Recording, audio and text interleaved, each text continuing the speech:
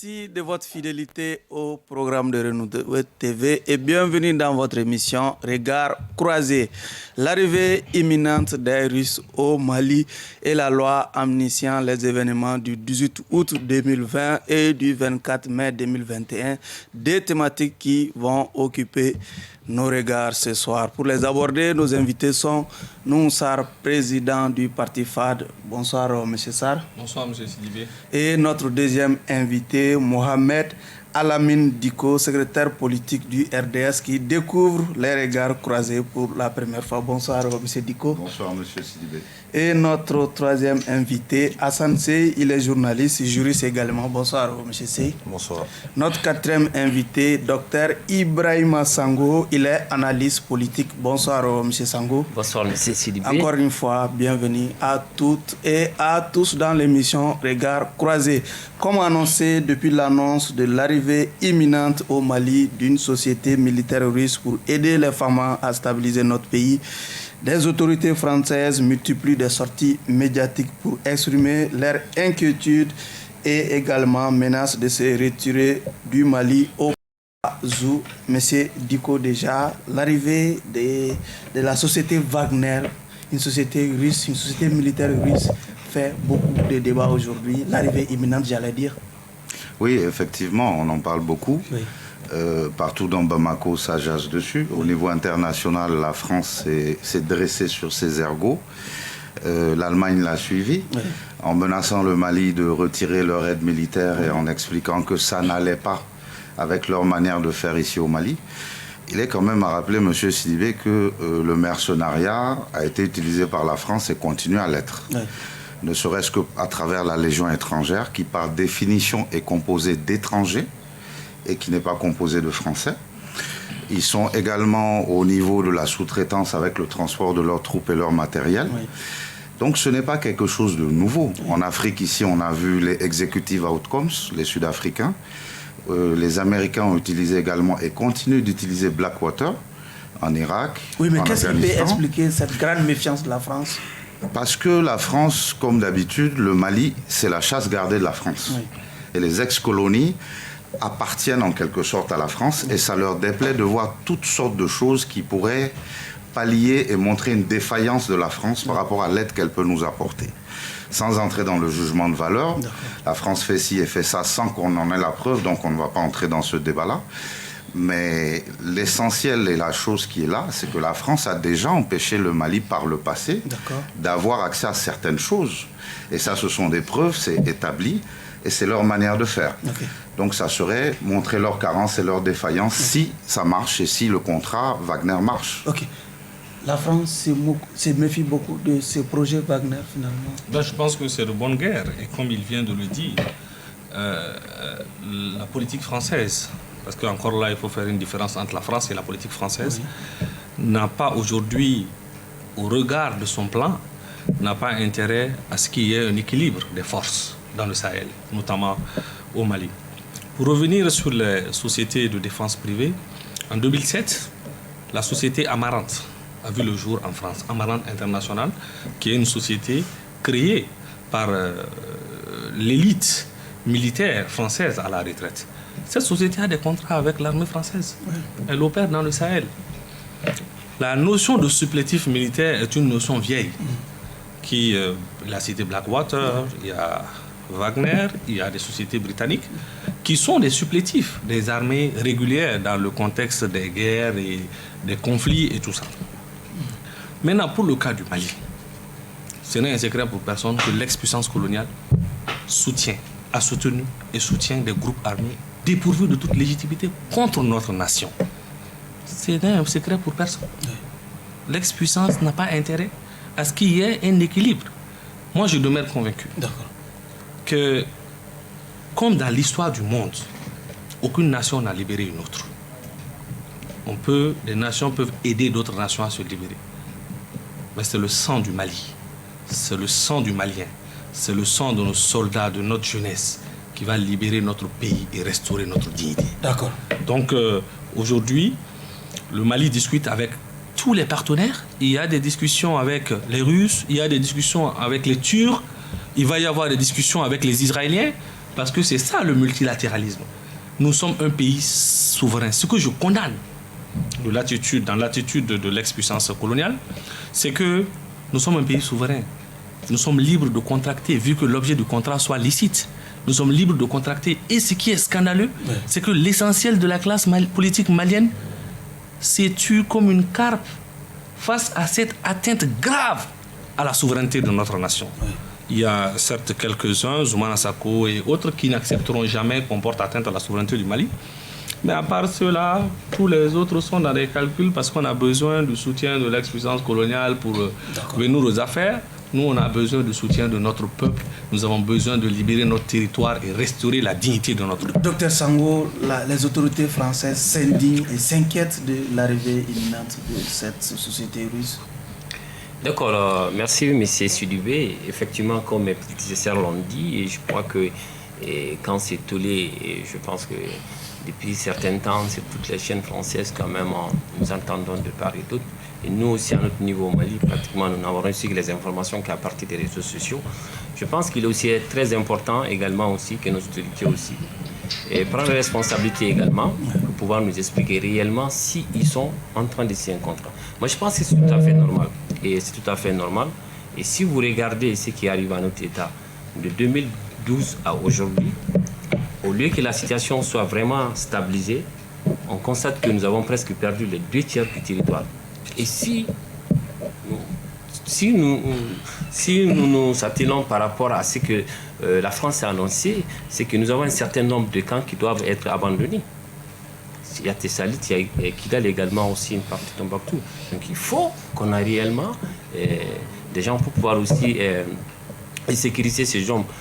Et si nous faisons, si nous constatons ce qu'on dit par rapport à ces mercenaires ne viennent pas pour se battre uniquement, c'est pouvoir aider l'armée malienne aussi à reprendre aussi sa force et pouvoir aussi faire ceci face à la réalité. Parce que nous avons constaté, comme mon prédécesseur l'a su bien dit, que depuis au début de cet événement jusqu'à aujourd'hui, nous ne constatons que nous perdons tous les jours une partie du territoire. Alors que nous avons des hommes capables de pouvoir faire face à cette situation.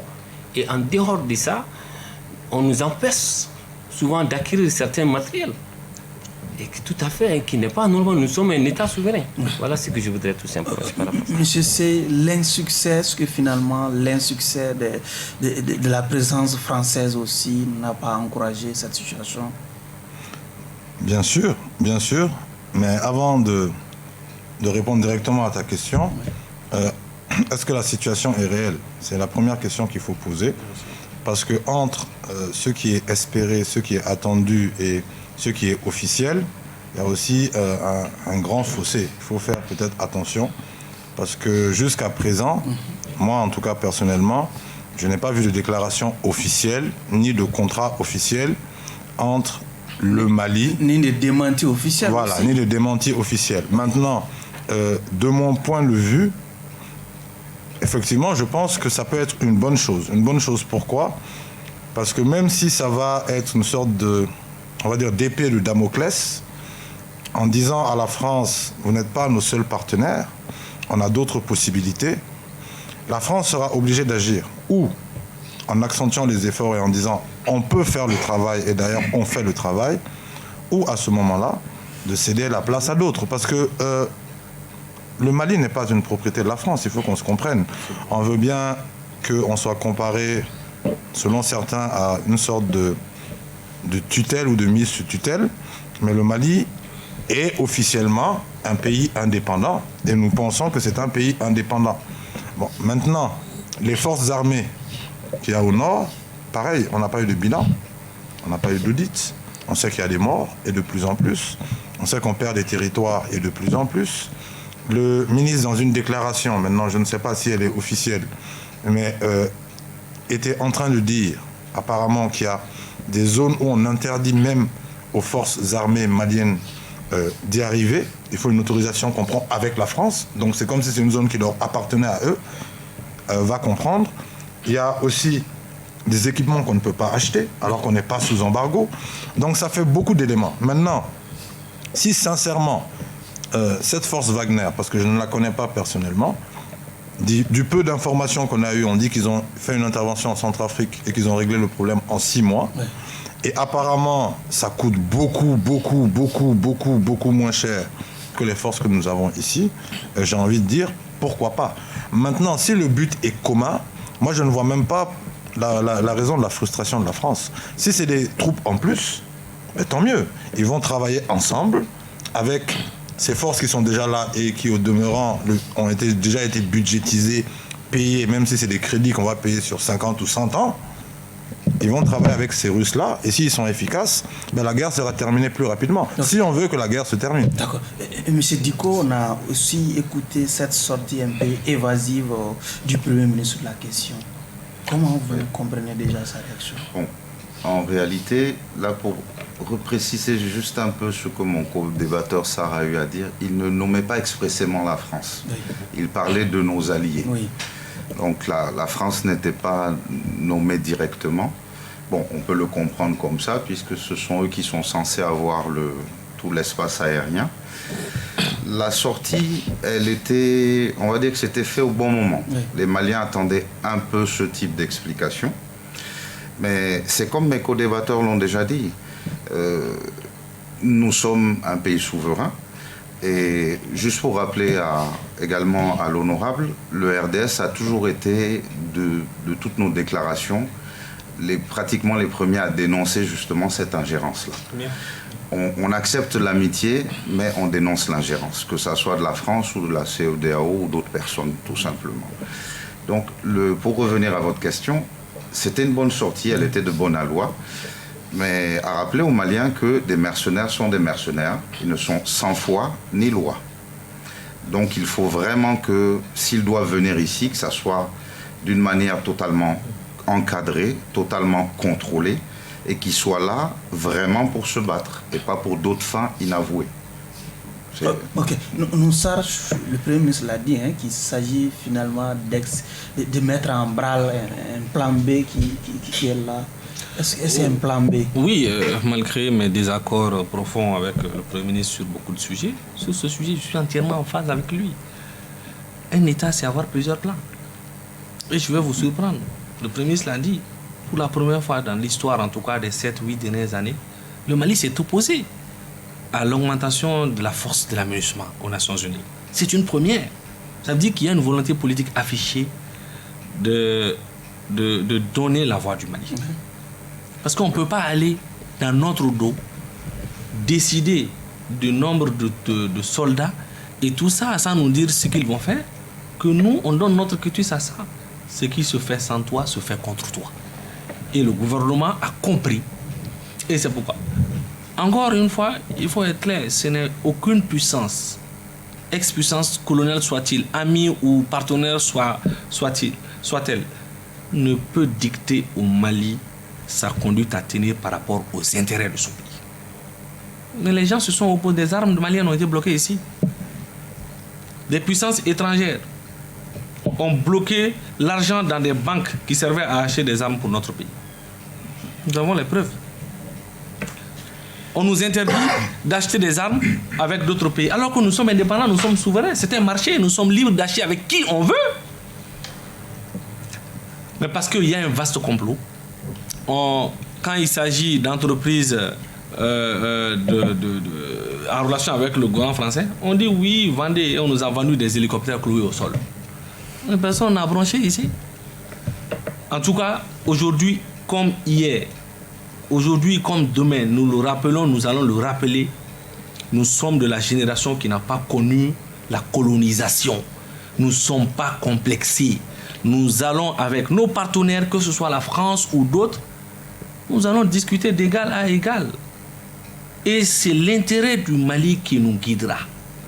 C'est pourquoi ces décisions aujourd'hui pour affirmer la voie du Mali, pour tracer le chemin du Mali, nous les approuvons entièrement. Il faut l'activer, ces plans B. Mais un État doit avoir plusieurs plans B, A, B, C, D, jusqu'à Z s'il le faut. Parce que M. Sidibé, il est porté atteinte aujourd'hui à notre dignité. Vous ne pouvez pas vous rendre librement dans le nord. Vous ne pouvez pas vous rendre librement derrière le fleuve à Ségou. Parce que la terre de nos ancêtres échappent à notre contrôle. Parce que des groupes pilules, parce que le terrorisme et le séparatisme se sont installés.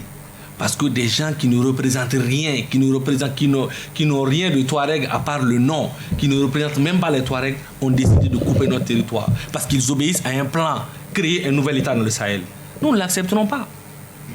Et nous mettrons en branle tous les plans de A à Z, plan A, plan B, plan C, plan D, pour que la terre de nos ancêtres, le territoire qui nous a été élégué par les pères fondateurs, ce territoire, nous puissions le recouvrir, quel que soit le prix à payer. Voilà. Docteur Sango, cette sortie du Premier ministre, la question clôt finalement les débats. Non, moi je pense que c'est également, ça va susciter d'autres débats, parce que ça va permettre aux Maliens de pouvoir aussi de comprendre ce qui se passe un peu. C'est vrai que c'est une géopolitique stratégique aussi. Il faut qu'il ait temps que les Maliens puissent la voir. On a l'impression que le Premier ministre était dans une sorte de description du contexte de ce processus, quoi. Oui, parce que je pense qu'il est temps également qu'il faut qu'on essaye de parler de ça, parce que les gens sont fatigués, et si c'est la sécurité des Maliens. Nous sommes les premiers à être concernés. Et si nous essayons de voir, c'est ce que je disais depuis au début, en 2012 aujourd'hui, si vous regardez, l'espace qui était occupé par ces gens était bien connu. Aujourd'hui, ce n'est plus au centre, ce n'est plus au nord, c'est au centre et en dehors même du centre. Vous ne pouvez pas aller à 200 km, 300 km de la ville de Bamako. Nous qui sommes... On ne maintient pas une équipe qui perd? Non, je ne dirais pas ainsi. Je pense que l'État est une continuité. Une continuité. Non, je parle des alliés. Oui, les alliés par rapport aux alliés. Les alliés, on peut se faire des amis. On est libre de pouvoir, nous sommes un pays souverain, on peut se faire des amis. La France, c'est vrai, la France joue un rôle important, mais en dehors de ça, nous pouvons avoir d'autres amis aussi par rapport à cette lutte-là. Parce que si nous essayons vraiment de comprendre un peu, nous nous rendons compte que la France également avait dit qu'elle est fatiguée presque.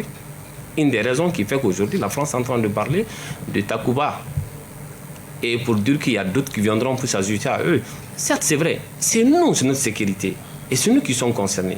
Moi, je vous donne l'exemple. Lui, il parle de fleuve de Ségou. Vous partez des fleuves de Mopti, vous ne pouvez pas aller. Les femmes sont obligées de porter, en tout cas, des tenues noires de la tête jusqu'aux pieds. Et vous arrivez à certaines aires, vous ne pouvez même pas rentrer dans la ville de Mopti. Je prends l'exemple sur la ville de Mopti, comme tant d'autres également aussi. Et si nous regardons au début de cette chose, maintenant, je pense que c'est tous les jours, la situation est dégradée. Donc je pense que le Mali est libre de choisir ses amis, et libre également de se faire beaucoup de partenaires, si cela est possible, pour ramener la paix, pour former nos jeunes. Il a su bien dit, je pense que personne ne viendra également pour nous faire sortir de là. C'est l'armée malienne. Ce sont des enfants de ce pays qui vont se battre pour ramener la paix. Mais nous avons aujourd'hui besoin de l'accompagnement de tout le monde. Si quels peuvent être peut-être l'éventuel retrait, les conséquences d'un éventuel retrait des troupes françaises de la force Takuba du Mali? Bon, les retraits peuvent être analysés, les conséquences des retraits peuvent être analysées à plusieurs niveaux. Mais avant ça, je tiens quand même à préciser deux petites choses. La première chose, c'est qu'on a beau dire, il y a aussi des rapports historiques qui sont là. On est en train de s'exprimer en français, je suis désolé, mais c'est le français qu'on est en train de parler. Oui, puisque c'est la langue officielle. Voilà, oui. Donc il y a ces liens qui sont là et il faut, à mon avis, encore une fois, trouver une solution intelligente. Une solution intelligente, ça veut dire quoi?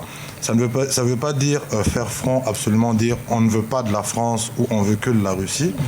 C'est de trouver justement un juste milieu, parce que quand on est en négociation, l'idée c'est justement d'avoir plusieurs opportunités, de voir ce qui est bien d'un côté et ce qui est bien de l'autre, de les conjuguer.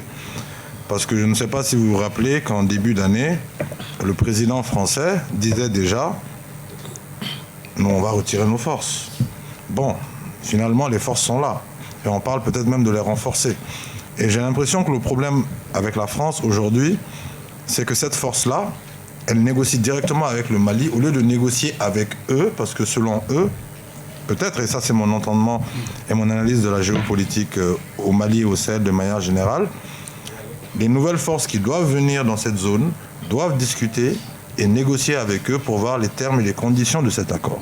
Bon, on a des militaires qui sont au pouvoir, après ça on peut en parler, bien ou mauvais. Toujours est-il qu'ils sont censés connaître les réalités du terrain mieux que nous. Donc s'ils ont estimé que c'est peut-être une des solutions, ils doivent aussi avoir leur raison. Maintenant, si les politiques derrière suivent et que les différents partenaires arrivent à s'asseoir ensemble pour dégager une ligne claire pour sortir de cette situation, aujourd'hui, pour moi, c'est le plus important. Ce n'est pas réellement de savoir si la France a raison ou si la Russie a tort, en fait. C'est vraiment trouver une solution ensemble et puis sortir de cette situation-là. Ok. Du coup, si on essaie aussi d'analyser les conséquences l'un dans l'autre, l'arrivée des Russes et le départ de la France, quelles peuvent être les conséquences sur le retour de la paix au Mali? Donc, comme mon co-débatteur l'a déjà indiqué, c'est sur énormément de domaines. Oui.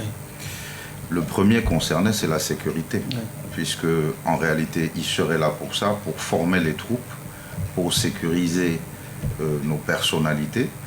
Donc en principe, on devrait s'attendre directement à une augmentation sécuritaire, on va dire, du niveau de la sécurité.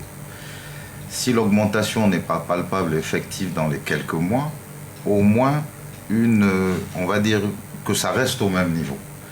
C'est-à-dire les gens s'attendent peut-être avec les 1000 mercenaires à ce qu'on reconquiert Kidal, ça serait très étonnant. Mais ça serait surtout peut-être pour laisser les vides qu'en partant, Barkhane va laisser derrière elle. Donc il faudra bien récompenser ça. Et ça serait étonnant qu'on reconquiert tout le territoire, mais au moins, déjà là, on est à pratiquement 80% en un an. C'est-à-dire, on était à peu près à 70-75% de perte du territoire, on est à 80%. Ça ne peut plus continuer. Ça doit soit s'arrêter à ce niveau, soit diminuer. Donc déjà, il faudrait qu'on s'attende à une augmentation des attaques et des problèmes, parce qu'avec le départ de la France et de Barkhane, les autres essaieront à tout prix de gagner encore plus de territoire, à une recrudescence des hostilités. Il faudrait déjà s'attendre à ça. Et on aurait peut-être besoin de l'appui de mercenaires pour ça. D'accord. Les conséquences, ça? Bon, vous savez, comme Hassan vient de le dire, il n'y a rien d'officiel. Il n'y a pas de signature de contrat avec qui que ce soit. Moi, je ne connais pas les clauses du contrat, parce qu'il faut d'abord connaître les clauses du contrat pour pouvoir imaginer les conséquences. Mais ce que je dis, il n'y a rien d'anormal. Qu'un État contracte avec une société de défense privée, ça se fait partout. Oui, mais qui peut impacter sur notre relation avec peut-être la France, qui l'a carrément souligné. Bon, vous savez, nous sommes dans un État, dans un monde de multilatéralisme. Est-ce que vous pensez qu'on peut se passer aussi de cette France aujourd'hui? Honnêtement, je ne suis pas spécialiste militaire. Mais ce que je constate, c'est que malgré la présence de Barkhane, la sécurité a explosé. Ce que je constate, les forces de Barkhane, les forces de l'ex-puissance coloniale ont soutenu des groupes armés, matériellement, financièrement et techniquement, contre ma nation. Ce que je constate, c'est que Kidal est vidé de ses habitants, parce qu'ils ne sont pas en sécurité. Et donc, je veux finir avec cet État. Mais ce n'est pas de dire aussi, bon, pliez vos bagages. Mais votre présence doit se faire sous ma couverture. C'est pourquoi en 2013, depuis 2013, nous avons dit qu'au regard des capacités limitées de notre armée nationale, qui au fil de 30 ans, 40 ans de gouvernance a été totalement délabrée, nous avions besoin de partenaires extérieurs multiformes pour nous aider à reconquérir le territoire. Mais jamais il ne fallait accepter de perdre le contrôle politique des opérations militaires. Nous avons perdu le contrôle politique des opérations militaires. Et aujourd'hui, la conséquence, elle est là. Donc, Barkhane doit travailler en symbiose avec l'armée du Mali. Ces déplacements doivent être signalés. Le Premier ministre l'a indiqué. Il dit qu'une fois il y avait une attaque quelque part, nos hélicoptères devaient décoller pour aller secourir les gens, pour aller... Et que nos partenaires ont dit non, que c'est une zone d'entraînement et on ne peut pas, sur notre propre territoire. Sauf qu'il n'a pas désigné la France. Il a dit nos partenaires, il a dit certains de nos partenaires. Et donc il n'a pas désigné la France, mais c'est sous-entendu. Et donc aujourd'hui, il est important pour nous de prendre notre destin en main. Parce que personne ne va libérer ce pays. C'est le sang de notre pays. Bismarck, j'adore bien ce chancelier allemand qui disait ceci: les grandes questions de notre époque ne seront pas tranchées par des discours d'émotions majoritaires. C'est pas le fer et le sang. Il faut que nous intégrons ça. C'est pas le fer et le sang que nous allons libérer notre pays. On nous empêche de discuter avec nos frères égarés. nos frères de Djondjori, certains Djoro, qui ont rejoint, parce qu'ils sont déçus de l'État, qui ont rejoint les terroristes. Mais l'ex-puissance a opposé un veto pour le dialogue avec ces gens-là, qui sont nos parents. Ce sont nos parents, nous pouvons leur parler, leur dire, le Mali qui vous a fait mal, ce n'est pas le Mali dont on a convenu, c'est des gens qui l'ont extraverti. Mais ils ont refusé. L'imam Mahoun Diko a essuyé de toutes sortes de critiques ici, parce qu'il a demandé à ce qu'on discute avec nos frères. Maintenant, les étrangers qui sont venus, maintenant, si nous nous entendons avec nos frères, oui, on peut bouter ces étrangers-là dehors. D'accord. Donc, il faut trouver le moyen d'amener la stabilité. Encore une fois, ce n'est pas uniquement sur le plan militaire qu'on va ramener la paix.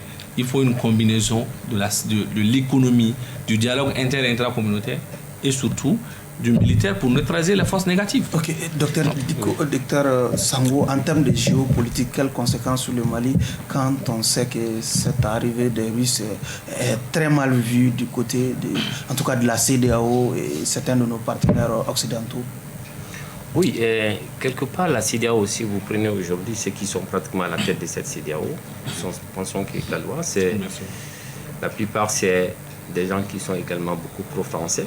Nous sommes tous pro-français, mais je pense qu'aujourd'hui, la situation du Mali est telle que c'est un problème des Maliens. Il faut que les Maliens trouvent une solution à les problèmes. Moi, je vous donne un exemple. Notre pays a été attaqué par des forces du mal. Aucun voisin n'est venu nous assister. Il a fallu que la France soit là pour qu'aujourd'hui ses voisins viennent. Donc ça veut dire que nous nous retrouvons dans une situation, nous sommes les premiers à être concernés. Je pense qu'à un moment donné, les Maliens l'ont dit, ils l'ont répété qu'il est temps qu'on négocie, qu'on discute avec nos frères comme il a su bien dit.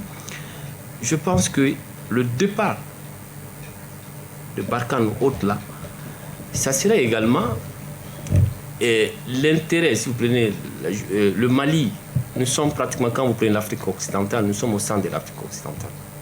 Autour de nous, nous avons beaucoup de pays francophones, pour ne pas nous sommes entourés par des pays francophones. Pratiquement la France a ses intérêts dans tous ces pays. Maintenant, un Mali dans la situation à laquelle il est, c'est tout à fait vraiment normal qu'on puisse quand même diversifier nos partenaires et pouvoir faire face à la réalité, mais tout en tenant compte que la gestion de cette crise-là soit dans nos mains. C'est ce qui nous a manqué, comme il a su bien dit. Malheureusement, c'est des autres qui décident à notre place. Et nous avons vu, il y a des endroits où nous ne pouvons pas arriver. Je pense qu'il n'y a pas très longtemps sur les réseaux sociaux, nous avons vu un ministre qu'on a refusé même de rentrer dans un camp de munissement. Donc bref, pour d'autres choses encore, je pense qu'il est temps que nous prenions en main notre situation. Et c'est ce que je peux juste. C'est comment faire prospérer ces projets dans ce contexte sous-régional, peut-être à la limite acquis à la France? Bon, comment le faire prospérer, c'est déjà de savoir est-ce qu'il faut le faire prospérer. S'il faut le faire prospérer, il faut le faire encore une fois de manière intelligente. De manière intelligente, ça veut dire quoi? Ça veut dire discuter avec les différents partenaires, y compris la France, pour voir quelles sont les meilleures solutions pour que justement on sorte de cette crise.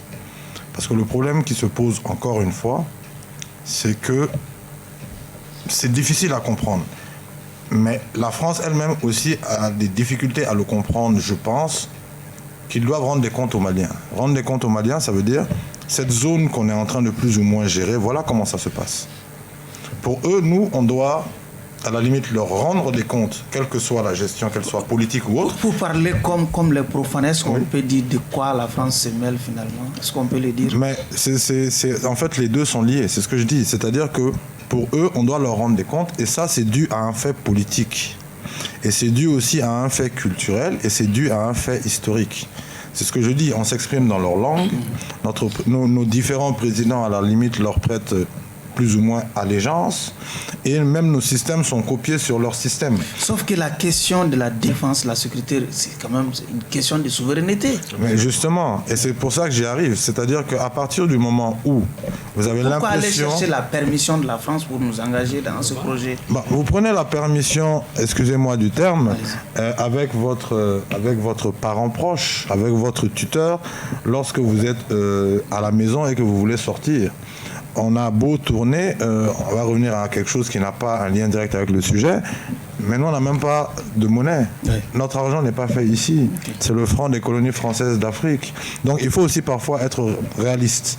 Et réaliste, ça veut dire quoi? Ça veut dire que le budget national, l'argent qu'on dépense pour les différentes charges, vient du trésor public français. Donc, quelque part, ils nous tiennent. Mais cela n'empêche qu'on peut discuter de manière intelligente.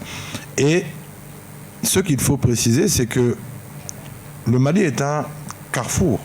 Le Mali est à cette frontière, mais le Mali est aussi une zone, ce qu'on appelle dans le langage militaire, géostratégique et géomilitaire, parce qu'une fois qu'on a le Mali, on a accès à ces 7 pays-là directement. Et chacun de ces 7 pays couvre plus ou moins les intérêts de la France. Donc, ils veulent protéger leurs intérêts, ça se comprend. Maintenant, faisons-le de manière intelligente, parce qu'aujourd'hui, le Mali n'a pas les moyens de faire seul cette guerre au nord. Le Mali n'a pas les moyens de faire seul une guerre face à la France. Et le Mali n'a pas les moyens de se priver, par exemple, peut-être de ces mercenaires russes-là, parce que la France n'arrive peut-être pas à faire son travail correctement. Donc pour moi, c'est de dire, faire un bilan sur la présence française et, parce qu'il n'y a pas que les Français, et nos partenaires, du début de la crise à aujourd'hui. Qu'est-ce qui fait que ça ne marche pas? Maintenant, il y a une nouvelle opportunité qui est là. Pourquoi vous pensez que ça ne peut pas fonctionner? Et si les autorités pensent que c'est la meilleure solution, ben qu'ils s'assument et qu'ils aillent vers ça, et puis on regarde. Dans cette ambiance de crispation, le Conseil national de transition a pris la lourde responsabilité cette semaine de voter une loi d'amnistie pour les événements du 18 août 2020 et ceux du 24 mai 2021, comme pour dire que désormais Assimi Goïta et ses camarades du CNSP ne sont plus inquiétés par rapport à ces événements. Moussar, je commence par vous. Que dit finalement cette loi d'amnistie? Eh bien, merci beaucoup. Comme vous le savez, le peuple souverain du Mali, au prix d'une lutte acharnée, s'est levé pour mettre fin à un régime qui s'était inscrit dans un processus de destruction de notre pays. Et la situation était telle que on était presque à la limite d'une guerre civile. Et l'armée nationale a intervenu pour empêcher un bain de sang, pour empêcher à ce que notre pays n'en rajoute à la crise que nous connaissons. Ça a donné lieu aux événements du 18. Et il y a eu beaucoup de commentaires. Nous avons estimé que dans cette opération d'empêchement de guerre civile, de conquête de la quiétude sociale, des infractions ont peut-être pu être commises. Et l'amnistie n'est rien d'autre que le fait d'éteindre l'action publique. C'est-à-dire, si dans le cadre des événements du 24, du 18 et du 24, des infractions ont été commises, ces auteurs ne seront pas poursuivis. Cela ne veut pas dire que l'action civile qui peut être mise en branle à tout moment, que si réparation il doit y avoir, les réparations une action en justice peut être faite pour les réparations, c'est-à-dire le volet civil, mais le volet pénal, l'action publique est interdite. Mais est-ce que cela ne joue pas avec ces nouveaux concepts de lutte contre l'impunité? Non, vous savez, empêcher une guerre civile, c'est quand même quelque chose de beau, c'est quelque chose d'extraordinaire. Vous imaginez, si le 18 août n'était pas intervenu, peut-être que Renouveau aurait cessé d'exister. Peut-être que vous ne serez plus là. Peut-être que moi je ne serai, peut-être que Hassan ne serait plus là. Parce que le pays était parti pour la guerre civile. On serait là également. Non, bon, peut-être, je dis. Parce que dans une situation de guerre, on ne sait pas ce qui va arriver demain. On ne sait pas. D'accord. Et donc, l'armée nationale qui a empêché le bain de sang, qui a empêché l'affrontement direct entre deux clans politiques qui se regardaient en chien de faïence, eh bien, notre clémence, le fait d'adopter, ce n'est rien que rendre justice. Okay. Voilà. Une loi d'amnistie qui rend justice à Assimi et ses camarades? Je ne dirais pas que c'est rendre justice. J'aimerais un peu repréciser selon la manière dont nous on le voit au RDS. Faut être conséquent avec soi-même. Nous avons eu un premier coup d'État le 18 août 2020, un second coup d'État le 24 mai passé, et nous sommes dans un processus de transition. Cette transition doit impérativement réussir, que ce soit Assimi aujourd'hui, que ce soit Sarr demain à la tête de la transition, CI ou ainsi de suite, peu importe. Ce sera une troisième rectification. Ou un troisième coup d'État. Oui, rectification. Allez-y. Donc, ce processus doit être fait sans que on va dire, les instigateurs du départ ne soient inquiétés. S'ils sont de bonne foi et s'ils veulent vraiment reconstruire le Mali, il faut qu'à un moment donné, le peuple leur donne cette assurance-là. Ouais. C'est-à-dire, le jour où vous ne serez plus au pouvoir, on ne va plus vous prendre et vous jeter dans des prisons. Cette assurance doit être donnée. Et il faut quand même être conséquent. C'est-à-dire, on ne peut pas demander à quelqu'un de travailler en ayant la peur au ventre qu'il va finir en prison pour ce qu'il a fait. On est tous d'accord, c'est un crime imprescriptible. C'est dans la Constitution, ce sont 2 coups d'État. Maintenant, si la loi d'amnistie est là pour les blanchir de ça, et de ça seulement, exactement comme notre co-débatteur l'a dit, et qu'en aucun cas ils n'ont fait l'objet de poursuites pour, par exemple, d'autres crimes qui ne soient pas liés à ces événements-là, pourquoi pas? Si c'est pour le bien du Mali et si c'est pour reconduire et refonder tout ça, pourquoi pas? Il faut être conséquent dans le raisonnement. On ne peut pas être pour et contre en même temps. Ça, c'est une loi d'amnistie, pas de débat? Si, il y a débat. Hein. Il y a beaucoup de débats. Oui. Parce que on peut analyser, pareil, de 2 manières. Est-ce que c'est bien fondé? Est-ce que c'est le bon moment? Ça se discute. Et est-ce que c'est légal? Ça aussi, ça se discute. Pourquoi je dis que ça se discute? Comme il l'a dit, hein, on dit que le coup d'État est un crime imprescriptible. C'est la Constitution, article 121. Et la Constitution est au-dessus de toutes les lois. Ça, c'est la pyramide dans ce qu'elle scène. Donc les lois ne peuvent pas être supérieures à la Constitution. Ça veut dire que cette loi, en aucun cas, n'est supérieure à la Constitution. Normalement, si on a une cour constitutionnelle qui fait ce qu'on appelle le contrôle de constitutionnalité, il peut prendre cette loi-là et dire « Ah, elle n'est pas en phase avec la Constitution, on la rejette ». Mais pour ça aussi, le mécanisme qu'on a chez nous, c'est que normalement, il faut qu'il y ait un tiers, par exemple, des députés, je pense, je ne me rappelle pas exactement du nombre, qui puissent saisir la Cour pour leur demander ou leur soumettre cela, ou que la Cour elle-même s'autosaisisse. Bon, en l'état actuel, ça ne va pas être évident, puisque la majorité des personnes qui composent le CNT ont voté pour. Bon, maintenant, est-ce qu'ils ont voté pour parce qu'ils sont convaincus du bien fondé, ou est-ce qu'ils ont voté pour parce qu'en réalité, si on était dans un parti politique, on peut dire que c'est la même mouvance? Là aussi, la question se pose. Maintenant, il faut, peut-être au bout d'un moment, préciser aussi, comme il l'a un peu effleuré, peut-être quelle infraction. Parce qu'on a une jurisprudence avec Sanogo. Là-bas, on parlait, je pense, d'une histoire de viol. Mais on a appliqué la loi en lui disant, bon, la loi dit qu'aucune infraction et aucune infraction. Donc, il faut peut-être aussi, à ce moment-là, préciser un certain nombre de choses, parce que, dans le principe, personne n'est au-dessus de la loi. Et comme on dit, la loi aussi dispose pour l'avenir. Donc, peut-être dire qu'à partir de maintenant également jusqu'à la fin de la transition, et je pense que c'est le cas, il y a peut-être une amnistie, mais pour les faits qui sont passés, même s'il doit y avoir une amnistie, je pense qu'a priori, il devrait aussi avoir peut-être un petit contrôle pour savoir qui a fait quoi. Parce que si on veut un pardon généralisé pour tout le monde, c'est pas une mauvaise chose, parce qu'on est en période de guerre et il faut s'entendre, mais il ne faut pas qu'on ait une justice à 2 vitesses. Ok. Docteur Sango, Assimi Goïta et ses camarades pardonnés par le peuple malien à travers les CNT pour les événements du 18 août et du 24 mai. Donc moi je dirais que dans ce pays, il y a très longtemps qu'on a ouvert la boîte à Pandore. Depuis les différents accords signés de Tamarasek, différents accords d'Alger, que je ne fais que citer ceci. Et ce pays a des difficultés parce que par rapport avec sa justice, parce que le coup d'État, nous l'avons mis dans la Constitution de 92 que pratiquement c'est condamné.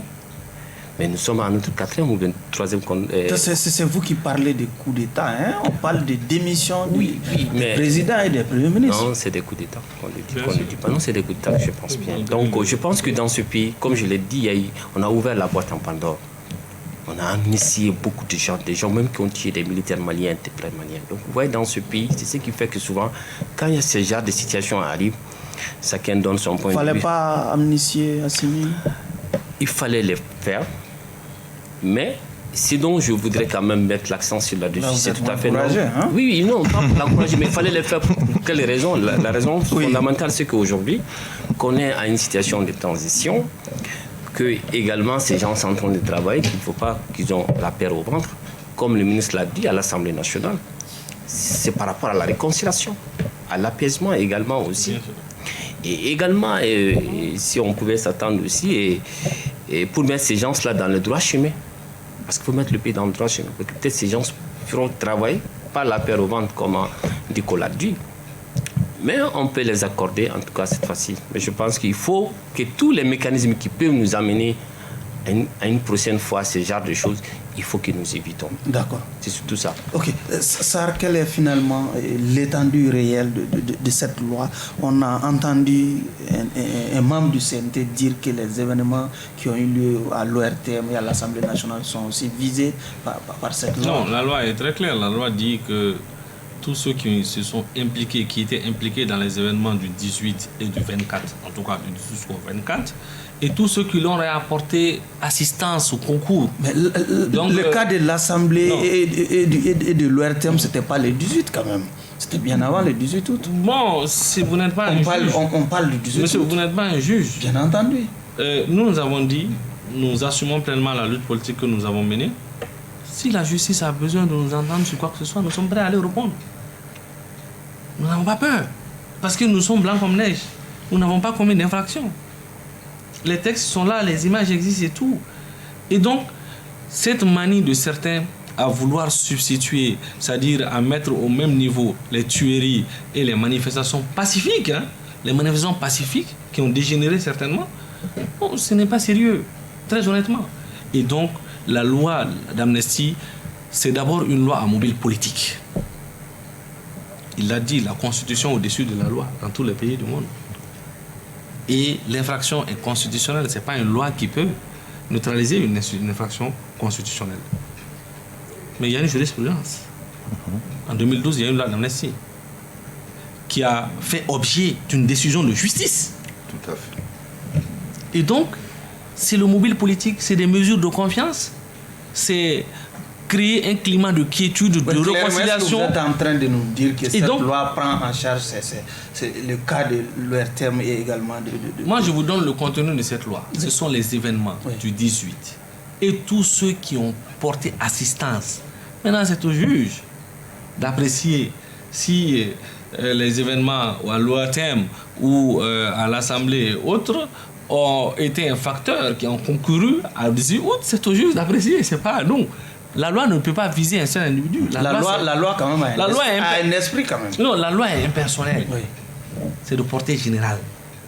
On ne peut pas viser dans une loi les événements de la l'ORTM et tout ça. On a dit les événements du 18, du 24. Tous ceux, il n'y a pas une liste. La loi ne peut pas sortir une liste pour dire que c'est ces personnes-là qui sont visées. Non. Okay. Et donc, c'est une mesure de confiance. Et des pays qui ont refusé de faire ça, ils sont allés droit au mur. Parce que quand il y a eu des événements comme ça dans certains pays, ceux qui sont impliqués ont tout fait pour ne pas perdre l'appareil. Et ça a donné lieu à des situations dramatiques. La loi, c'est fait pour la paix et non pour la guerre. D'accord. Voilà. Du coup, est-ce qu'on doit finalement analyser minutieusement l'étendue de cette loi? Oui. Mais juste 30 secondes avant de répondre à votre question, pour venir un peu en appui à mon co-débatteur Sango. Les deux événements sont qualifiés de coups d'État. Ce sont des coups d'État. Et ce par la communication officielle du gouvernement du Mali, par la primature du Mali. Vous allez tout de suite, à l'heure actuelle, sur le site de la primature. vous allez aux institutions, présidence de la République, vous allez trouver que le président actuel Assimi Goïta est venu au pouvoir à travers 2 coups d'État. C'est mentionné noir sur blanc. Sauf sur cette loi, il est écrit les événements qui ont conduit à la démission des présidents. La primature a peut-être une très mauvaise communication. Oui. Et il faudrait peut-être qu'il s'y intéresse sérieusement, parce que ça fait quand même 11 mois de transition. Donc si sur leur page, ils qualifient les événements de coup d'État et qu'il y a une loi, c'est facilement vérifiable. Okay. Donc c'est un coup d'État tant que la primature n'aura pas changé sa version. Nous, on prend la version officielle.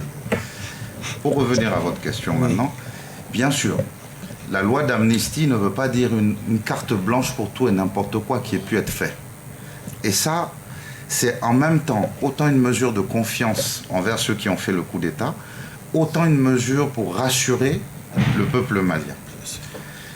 Un exemple bête et concret, si quelqu'un a fait un coup d'État, et on l'a déjà vu, et 2 ou 3 pick-up de militaires arrivent quelque part, enfoncent un coffre-fort et s'enfuient avec l'argent qu'il y a dedans, ils peuvent être blanchis pour l'événement, mais pour ce qu'ils viennent de faire en volant le coffre-fort, ils doivent être frappés, et frappés avec le bâton de la justice le plus fortement possible.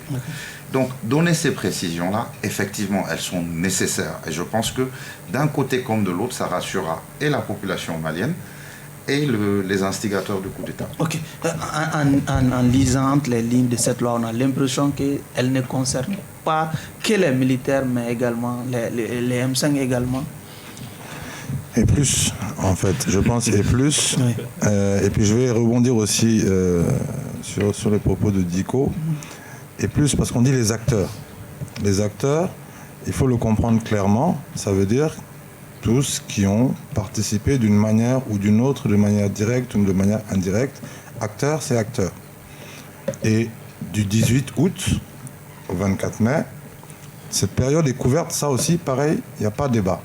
Maintenant, ce qui peut poser débat, c'est est-ce que les événements qui se sont passés avant le 18 août font partie de la loi d'amnistie? Non. Maintenant, est-ce que le juge va faire des procédures dans ce sens-là? Pas forcément. Est-ce que c'est un oubli ou quelque chose à quoi ils n'ont peut-être pas fait attention et qui va être pris en compte dans le décret d'application? Je pense qu'il faut le faire. Sauf qu'on a entendu le 4e vice-président du CNT, qui était aussi un membre du M5, se féliciter de la prise de cette loi parce que pour lui, ça concerne les événements qui ont eu lieu à l'ORTM et à l'Assemblée. Justement, qu'il se félicite ou pas ne change rien en fait à la donne. La loi, c'est la loi. Hein. Donc la lex, c'est de l'ex. Peut-être qu'il était là quand on prenait la loi. Il maîtrise l'esprit de la loi. Non, l'esprit de la loi n'est rien sans la loi elle-même. Et la loi elle-même, comme je vous le dis, c'est du 18 août au 24 mai. Maintenant, si les événements de l'ORTM et de l'Assemblée se sont passés dans cet intervalle, il n'y a pas de discussion. Elles sont couvertes par la loi d'amnistie. Si elles ne sont pas passées dans cet intervalle, elles ne sont pas couvertes. Maintenant, ce que je dis, c'est qu'on a ce qu'on appelle un décret d'application de la loi. Et dans le décret d'application, on peut préciser un certain nombre de choses, y compris ces événements-là, mais on devrait aussi, selon moi, préciser que certaines infractions du type personnel, comme le cas des cas qu'on a déjà eus, même si on n'a pas forcément de preuves, de viol ou autre chose, ne soient pas couverts. Donc dans le décret d'application, tout ce qui concerne l'État, tout ce qui concerne la lutte politique, tout ce qui concerne la gouvernance et la gestion de l'État, la loi d'amnistie s'applique à ces infractions-là. Okay. Mais tout ce qui concerne des faits personnels, non. Par contre, où je voulais rebondir tout à l'heure, juste par rapport à ces propos rapidement, pareil, même si je pense aussi que c'est 2 coups d'État, je veux préciser quand même que la déclaration de la primature n'en fait pas le coup d'État. Et effectivement, il y en a qui ont dit que, contrairement à certains pays, à partir du moment où le président a décidé de démissionner de son propre chef, on considère qu'on n'est pas dans un coup d'État. Mais ça se limite très facilement au fait que, même si le président a démissionné, il n'y a pas eu d'élection, il y a des gens qui se sont installés. D'accord. Donc ça devient un coup d'État. Sango, le M5P s'est félicité de cette loi?